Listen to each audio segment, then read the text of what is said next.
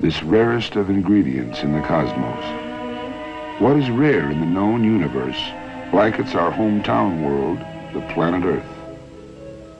Some 70% of it is covered by the seas. The continental shelf alone, this water-covered plateau that surrounds the continents, is the size of Africa, or 3 times the size of the United States. Explorable, as we see. Exploitable, too. And how much more so it would be if man were a freer agent, like these individuals. At least an immigrant, a kind of resident. If only he didn't have to come up for air so often. But he has to come up, sooner or later. For purposes of ocean exploration, the later the better. As long ago as the 1870s, Francis Paul Burt discovered the formula that is the E equals mc squared of the diver. He can prevent the possibly fatal bends by slowly decompressing at the rate of 20 minutes for each atmosphere of pressure. In 1915, Professor Thompson of MIT mentioned to the Bureau of Mines that helium should make a good gas for breathing under the heavy pressures of the undersea waters. This was a breakthrough indeed. Let us now, for the sake of getting to the point, pass over those dreamers and tinkerers, those scientists and technicians, those curious types of many lands and generations who brought the state of the diving art to the scuba and beyond. Our present chronicle begins in late 1963, when 2 Navy doctors, Captain George Bond and Commander Robert Workman, supervised Project Genesis, in which human beings remained in a highly pressurized chamber for 2 weeks. That they could do so with reasonable comfort and in perfect safety was a tribute to Bond's 8 years of research on the feasibility of breathing gas mixtures rather than normal air. He and Workman verified the usefulness of helium as a substitute for nitrogen to prevent the dangerous narcosis that high underwater pressures could cause.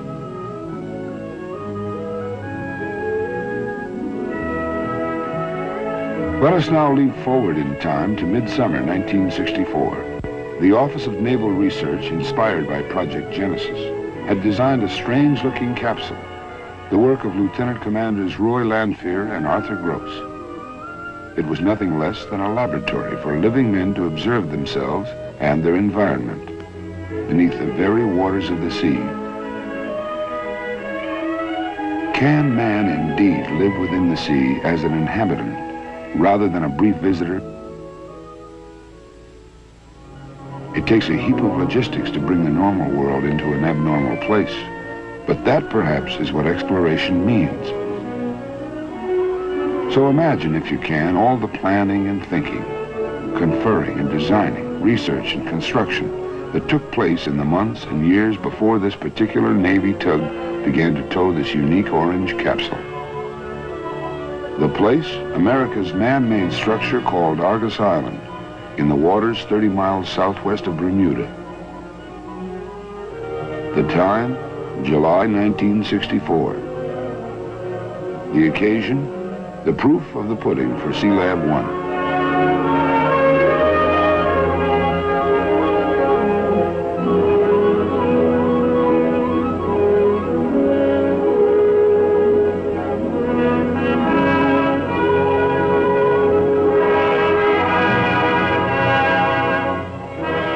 The protagonists, the U.S. Navy, in the persons of hundreds of scientists, technicians, engineers, divers, navigators, and auxiliary personnel.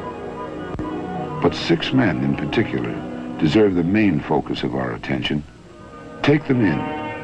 George Bond, director of the Medical Research Laboratory of the submarine base in New London, Connecticut.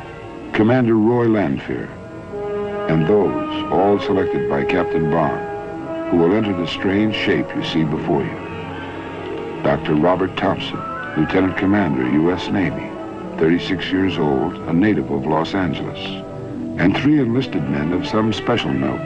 Expert divers, all of them. Men as much at home underwater as men could be, up to the time. Robert Barth, Lester Anderson. Sanders Manning, Navy men in their 30s who were to be the human subjects of the Sealab experiment. Here at the Navy's oceanographic station, Argus Island, the heavy logistics proceed. For if 4 men are to live together at the bottom of the sea for 3 weeks, you are attempting something more than just a diving expedition of a few hours or so. Anyone, so to speak, can dip his foot into the water, but that's not the same as a cross-channel swim.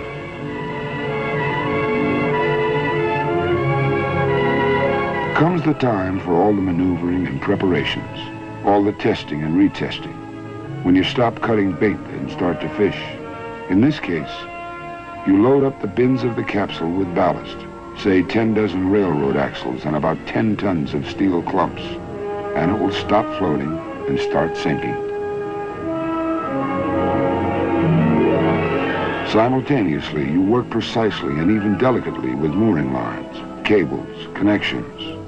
Fallibility can be fatal in this new seamanship.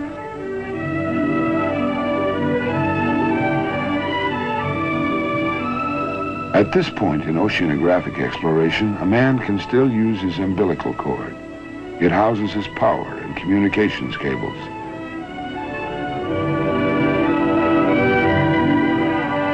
Hovering around beneath the surface in the manner of anxious midwives, the divers make certain that all is well.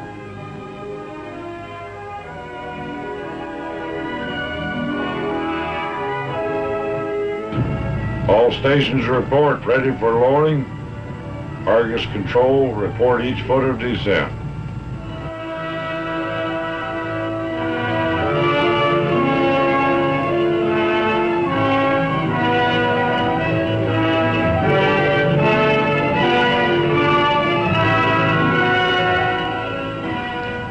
"61 feet, aye. 62 feet, aye. 63 feet, aye.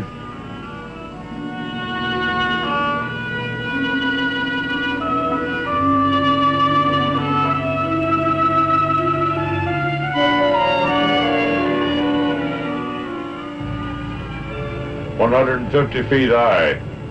You have gas enough to go all the way to the bottom."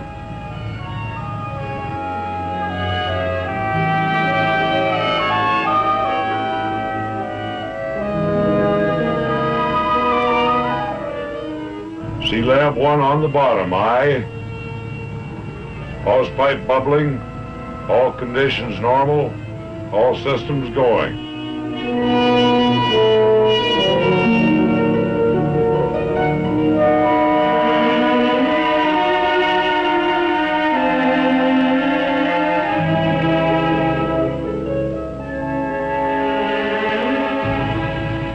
Captain Mazzoni, will you check the absolute pressure, please? 95.1 on the bottom. Sealab 1, our orange capsule, has not yet received its complement of mankind. The deep, dark blue ocean of Lord Byron is a lot more interesting if you can, in Captain Bond's words, make man a free agent in the sea, not just for a few minutes, but for days. And so 4 men entered the submersible decompression chamber, or SDC, to take an elevator ride 192 feet down to the bottom of the sea.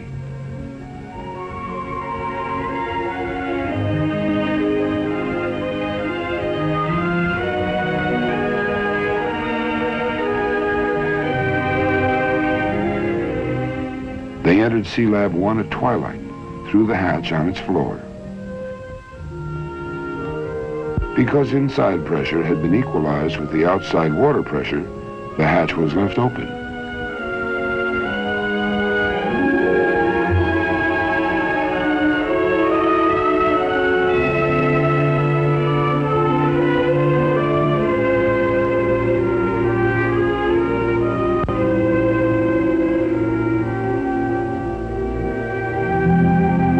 The gas mixture approximated 96% helium and 4% oxygen, but it was gradually adjusted to 76% helium, 20% nitrogen, and 4% oxygen.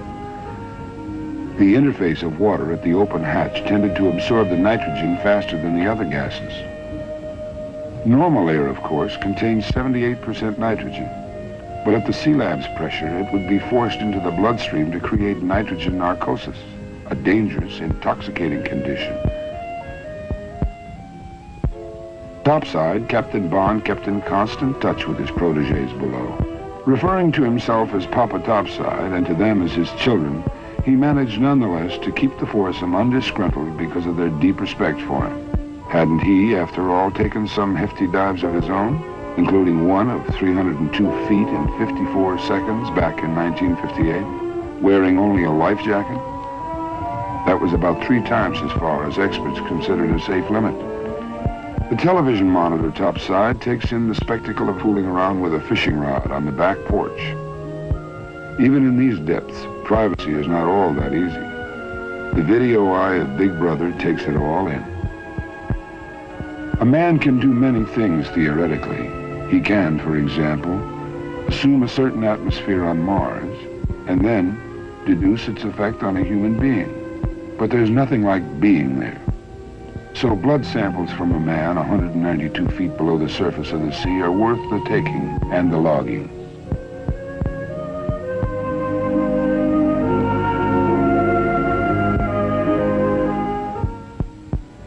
Six man-hours every day the foursome devoted to free swimming within a range of 1,000 feet around the capsule.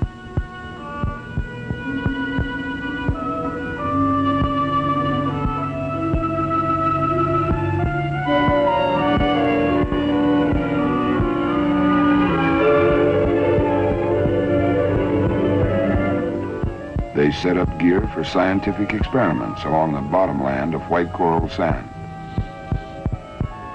They squinted at the legs of the Argus Island Tower to see how the welding seams were, to note corrosion, to take in this new countryside just beyond their back porch.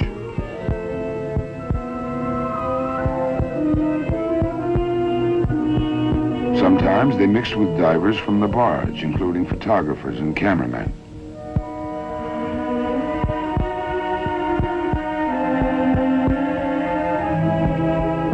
Columbus and Magellan did not have such scribes as these, who, for all their press privileges, must decompress like anyone else if they wish to come up to the surface alive.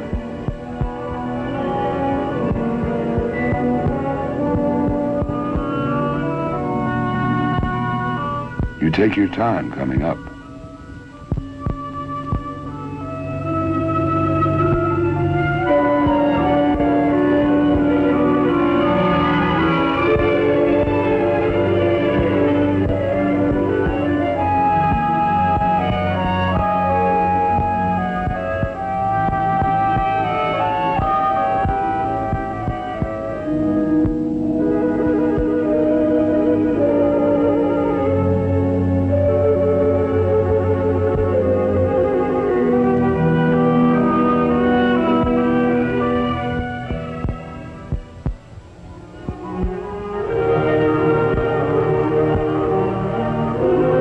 Master Diver Sheets typifies this new breed of explorer, technician, athlete, seaman, who understands the principles of seamanship and the mysteries of the underwater realm, pressure and decompression, breathable and unbreathable gas mixtures, and the seamanship of buoyant capsules and lines and rigging and ballast and supply within the deeps. For this too is seamanship, this art and science of man upon the sea and within the sea.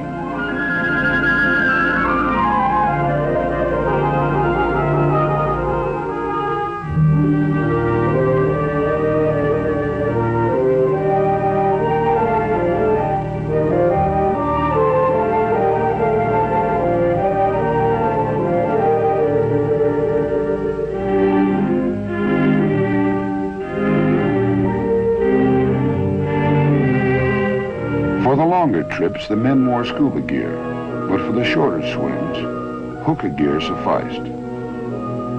This consisted of 2 tubes connected to Sealab, one to bring them the Sealab's own mixture of helium-centered atmosphere, the other to return the used gas to the capsule. And what the men saw below For all the tired sophistication that sometimes dogs our civilization, was like a kingdom out of the soaring fancy of the child and the poet, of man and youth, and all the ages of this old planet of ours. Emerald green or zenith blue, depending upon the state of the sky above, the kingdom changes its hue and mood. The angelfish and the grouper saw such visitors as they had never seen before, even in this teeming liquid world with its millions of species. The barracuda, the fearsome creator of one-legged men in the pirate legends, were on their most benign behavior for the tourist invasion. The big fish eat the little fish, said the Latin poet Virgil, and his meaning is literal as well as figurative. The men began to feel close and neighborly toward the fish, so much so that a diver from the barge spearfishing brought forth a cry of protest from Barth. For a man living on the bottom of the sea may see his fish as neighbors rather than as quarry for his hunting. Day followed day. It was a tight life in the Sealab. After 4 days, it became home sweet home. All 40 by 9 feet of her. Minus, of course, space for 3 transformers and all the other gear, such as 6 berths, tables, storage lockers, a shower, 6 electric heaters, a Chamber of Commerce sign, a hot plate. Cooking, however, was limited to baking and broiling. Frying would create greasy hydrocarbon smoke and gases. There was enough food, water, and gas for breathing to last 6 weeks. Atmospheric pressure at 86 pounds per square inch was 6 times that at sea level. The helium in the special atmosphere gave a curious quality to men's voices. Everyone sounded like Donald Duck. Topside, a helium unscrambler made the men's voices somewhat more comprehensible. Sealab 1, this is Sealab Control. Anderson, man the helium unscrambler and give me some test phrases. This is Sealab, manned and ready. Are you on? Let's have the test phrases now, please. I'll do it. They want come in. We'll call it.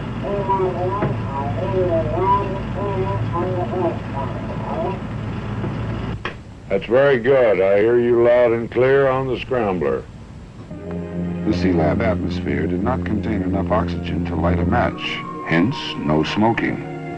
It also permitted the men to bring water to a heat far above its sea level boiling point, but without a trace of steam or vapor.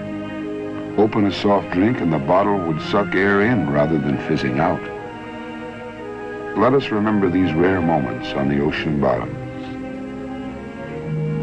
Manning and Anderson playing cribbage before bedtime. Going topside after a visit to the Sealab, Captain Walter Mazzoni, Technical Project Officer. Mail delivery, about as prompt as anywhere else under the American flag. But the dented plastic jug shows what pressure can do. They also serve who only endure, day after day and night after night beneath the sea.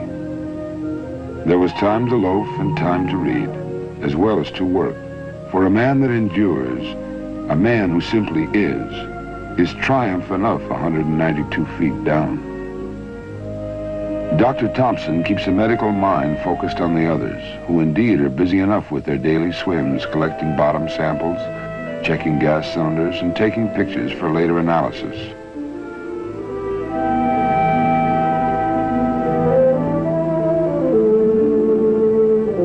The men, living in the still alien realm of the waters, lost all their fear, began to feel that they belonged where they were, that they could go for a swim without their air tanks. You even forgot you had to go back to Sealab for air, Dr. Thompson recalls. One night I dreamed I was breathing oxygen from the sea. There came forth here beneath the sea a dailiness and a routine that were in themselves a mute tribute to man's power of adaptation. If here, why not on the moon? Why not on Mars? And so it went for 11 days. But on the 11th day, intimations, forebodings from the look of things. Topside, trouble brewing in the form of a tropical disturbance. the weatherman's tentative euphemism for what later became a full-fledged hurricane. Hurried conferences, evaluations, decision to abandon Operation Sealab after 11 of the 21 programmed days. From below, objections, complaints, but the risk to topside support ships and personnel, and therefore in time to all concerned, was too great. So began the ascent. The men stayed in the Sealab for 2 nights and a day while it was slowly raised at the rate of 1 foot every 20 minutes, at which pace the men within became accustomed to the decreasing pressure as they neared the surface. But at the 84-foot level, trouble. Already the sea upon the surface was churning from the rising winds, and the surge carried below, rocking the Sealab capsule back and forth.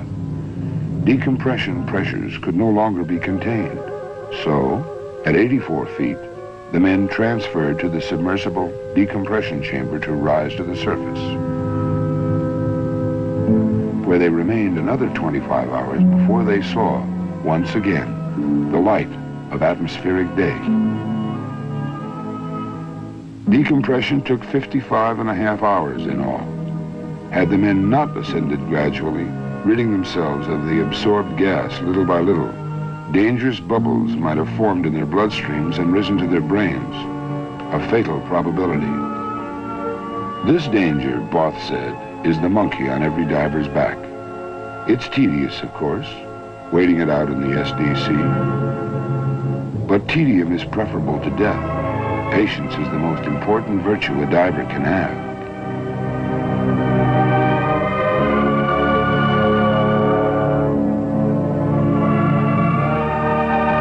Raising Sealab itself was an engineering feat of some note, since all undersea technology is in the nature of pioneering.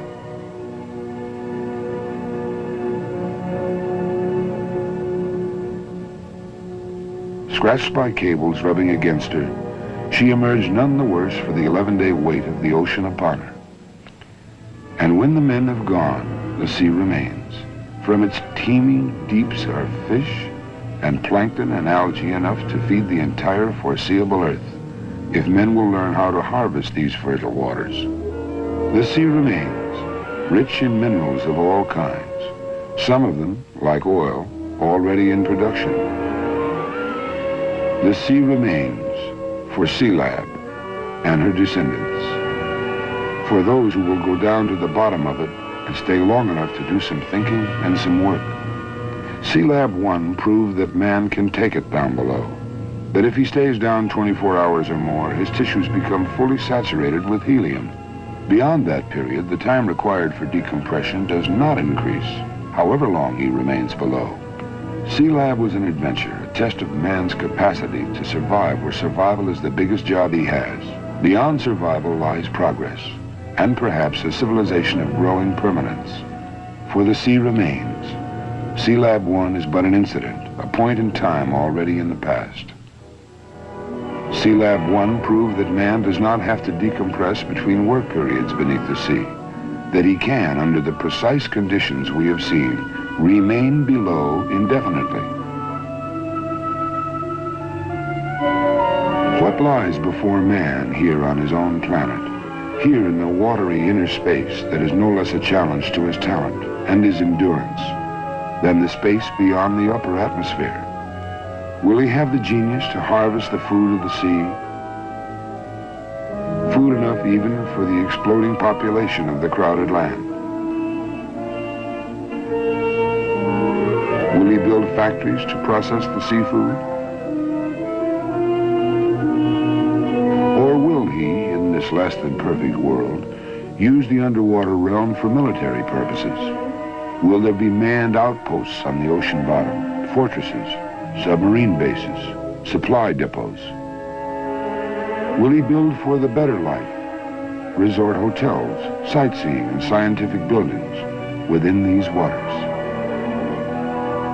Will he mine the elements, everything from iron to cadmium, from aluminum to oil, that rest unexploited within this planet Earth, beneath the sea?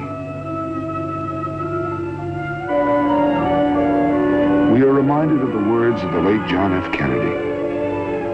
"We are just at the threshold of our knowledge of the oceans," he said. "Already their military importance, their potential for weather predictions, for food and for minerals is evident. Knowledge of the oceans is more than a matter of curiosity. Our very survival may hinge upon it. Sealab I is a part of the strange, colorful hardware of our age, an age chock full of wonders, but still a time when there remains unknown realms for men in which to adventure. And how much more so it would be if man were a freer agent, like these individuals. At least an immigrant, a kind of resident. If only he didn't have to come up for air so often. But he has to come up, sooner or later. For purposes of ocean exploration, the later the better. As long ago as the 1870s, Francis Paul Burt discovered this rarest of ingredients in the cosmos. What is rare in the known universe blankets our hometown world, the planet Earth. Some 70% of it is covered by the seas. The continental shelf alone, this water-covered plateau that surrounds the continents, is the size of Africa, or 3 times the size of the United States. Explorable, as we see. Exploitable, too. The point. Pass over those dreamers and tinkerers, those scientists and technicians, those curious types of many lands and generations who brought the state of the diving art to the scuba and beyond. Our present chronicle begins in late 1963, when 2 Navy doctors, Captain George Bond and Commander Robert Workman, supervised Project Genesis, in which human beings remained in a highly pressurized chamber for 2 weeks. Formula, that is the E equals MC squared of the diver. He can prevent the possibly fatal bends by slowly decompressing at the rate of 20 minutes for each atmosphere of pressure. In 1915, Professor Thompson of MIT mentioned to the Bureau of Mines that helium should make a good gas for breathing under the heavy pressures of the undersea waters. This was a breakthrough indeed. Let us now, for the sake of getting to that they could do so with reasonable comfort and in perfect safety was a tribute to Bond's 8 years of research on the feasibility of breathing gas mixtures rather than normal air.